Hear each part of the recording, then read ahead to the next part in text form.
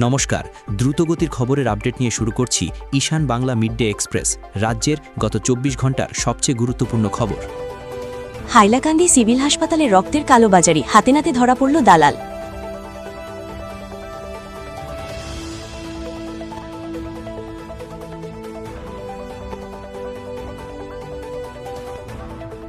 বরাক উপত্যকায় প্রধানমন্ত্রী নরেন্দ্র মোদী শিলচরের রামনগর বাইপাসে বিশাল জনসভা, বৃষ্টিকে উপেক্ষা করে মানুষের ঢল।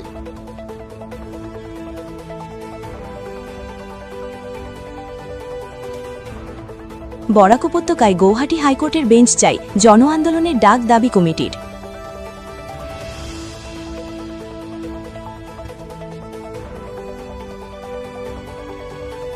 উত্তর কৃষ্ণপুরে জমিকাণ্ডে নতুন মোড়, গত ৩ মার্চের হামলা মিথ্যা দাবি ইকবালের, পাল্টা অভিযোগ ষড়যন্ত্রের।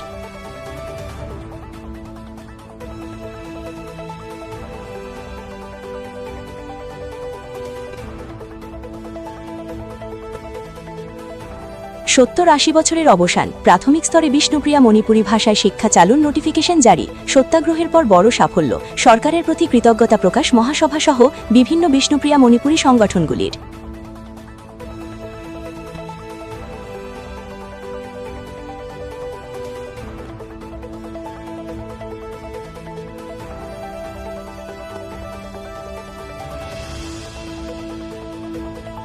আট বছর পর অভিনীল হত্যাকাণ্ড মামলা শুনানি শেষ, নাগাঁও আদালতে দীর্ঘ বিচার প্রক্রিয়া সম্পন্ন।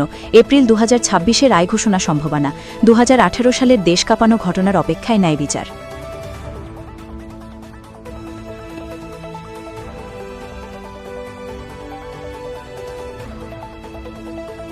প্রধানমন্ত্রী শিলচর সফরের আগে গ্যাস সংকটে তোপ সুস্মিতা দেবের, শিলান্যাস নয়, আগে জ্বলুক মানুষের চুলা।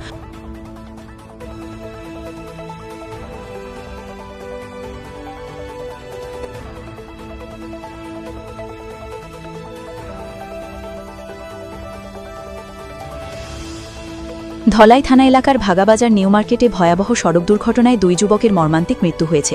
স্থানীয়দের অভিযোগ, অবৈধ পার্কিংয়ের কারণেই বারবার দুর্ঘটনা ঘটছে।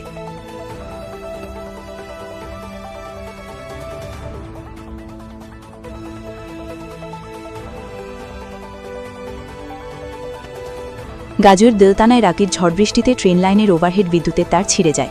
এর জেরে সকাল থেকে ট্রেন চলাচল বন্ধ হয়ে যায়। রেলকর্মীরা ঘটনাস্থলে পৌঁছে তার মেরামতের কাজ করেন, পরে ট্রেন চলাচল স্বাভাবিক হয়।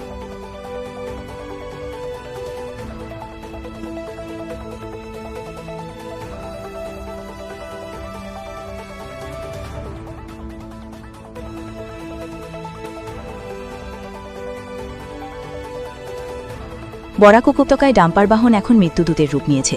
শ্রীভূমি জেলার লামাজোয়ার মির্জাপুর এলাকায় ৬ নম্বর জাতীয় সড়কে ২টি ডাম্পারের সংঘর্ষে চালক রাজু বড়ভূইয়া গাড়ির ভিতরে আটকে পড়েন।